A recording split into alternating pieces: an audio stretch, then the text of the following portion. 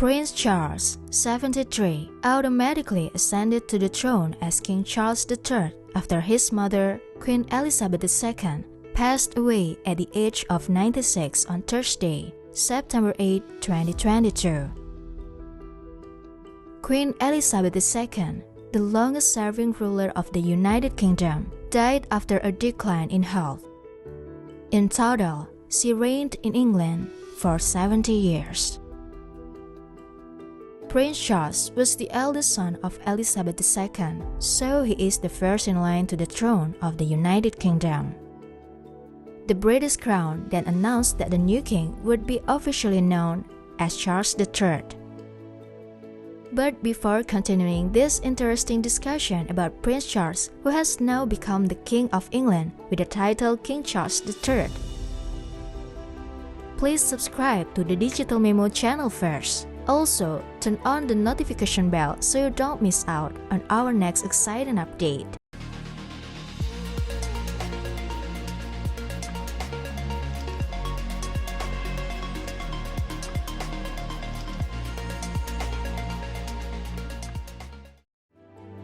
Everything about Prince Charles' life is full of twists and turns, especially when his life is often linked to the death of Princess Diana. But did you know that Prince Charles had a difficult childhood before meeting Princess Diana or Camilla Parker Bowles and ascending to the highest ranks of the British Empire's throne holders? He grew up in a high-stress environment full of disappointments and bullying.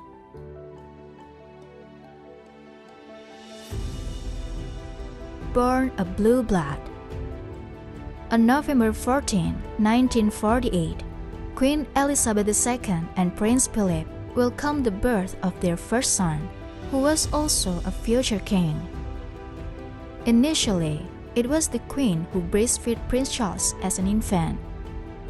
However, unexpectedly, Queen Elizabeth II contracted measles, which made her have to stop breastfeeding Prince Charles.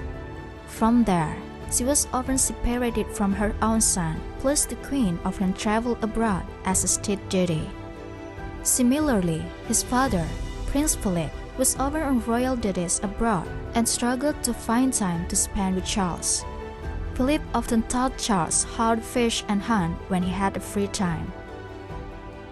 However, their time together was not always idyllic. As royal biographer Sally Battlesmith explains, in Prince Charles, the passions and paradoxes of an improbable life, Prince Charles was often patronized by his father, who had a pushy and harsh personality. Prince Philip feared that his son was too soft and would become a weak man. As a result, Philip's personality was often seen as a form of bullying towards his son. Another story is about Charles' difficulty with criticism. When he was 8 years old and attending a luncheon at the Mountbatten household, Charles ate a strawberry by removing the top stem. Then the father criticized him by saying, "No, you have to hold the stem so you can dip it into the sugar." Next, little Charles tried his best to reattach the stem to the body of the strawberry. School period. In his early school days, he struggled to make friends. As a future king, he was not immune to the taunts of his peers, such as the ear capling to the fat prince.